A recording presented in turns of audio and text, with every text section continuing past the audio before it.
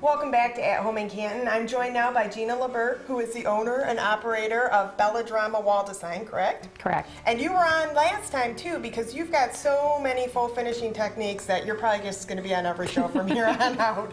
So, well, I'd like that, thanks. Now, last time we kind of did, it was like a roll treatment that created these cool bands on the wall. Yeah, it was a striped glaze treatment. We're going to do some glaze today also, but in a totally different method. Okay, this is beautiful. So what is this that we're doing today? Well, this is a glaze in the background. You can see this was the original wall color. Okay. And so I glazed the background and then I embossed these grapes on the wall, and so I'm going to show you how we did that and how we distressed them so that they look a little old world. And the glaze in the background gives this wall an old world look. Well, this is cool. I think it would be really neat for a dining room or a kitchen or really just any room. Yeah. Okay.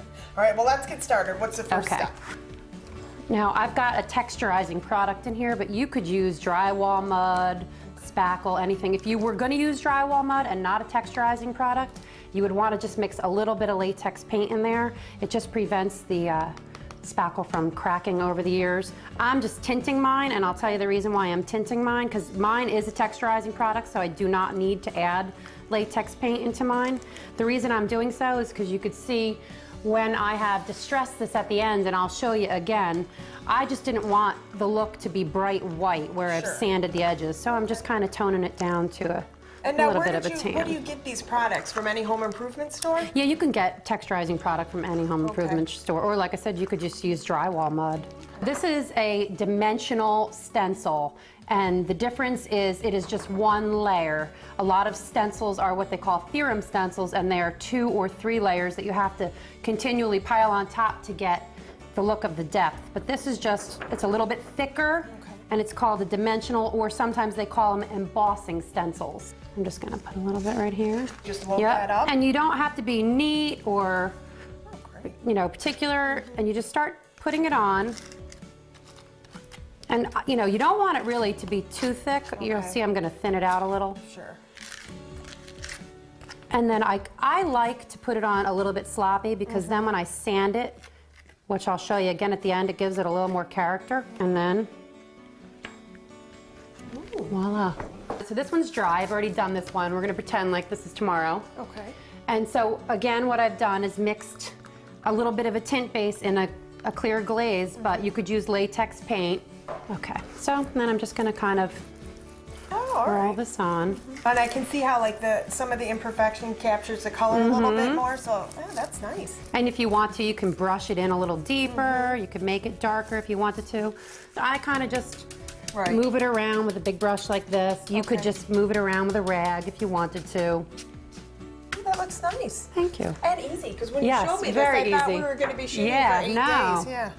And then I'm just going to kind of pat it. And basically, you can see this is the glazed background.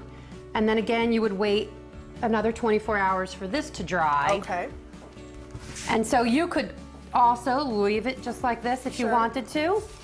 Or, now this is very simple, you take the same stencil, you put it right back over your texture. And then you can just kind of paint it. You want to offload your stencil brush when you're stenciling. So it's almost dry. Okay, so it doesn't go on really, really dark. And then, even though these are green, I mean, you'll see they'll cover up just fine. Okay.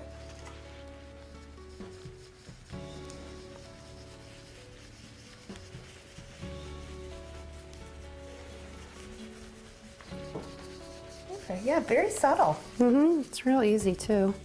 To really jazz up the kitchen or the dining room, like you said. Is this for the stem? This is for the stem, yep.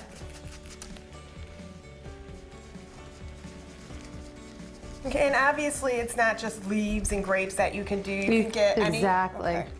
Any type of dimensional stencil. So now also, you could leave it like that if you liked it. Or at the end, I like to make it look a little more old world. I have a lot of old world going on in my house. It's not too bad. Oh, that looks great. See, now where it's coming through, that's why I tinted the texture product, because I didn't want the edges to be bright white. Sure.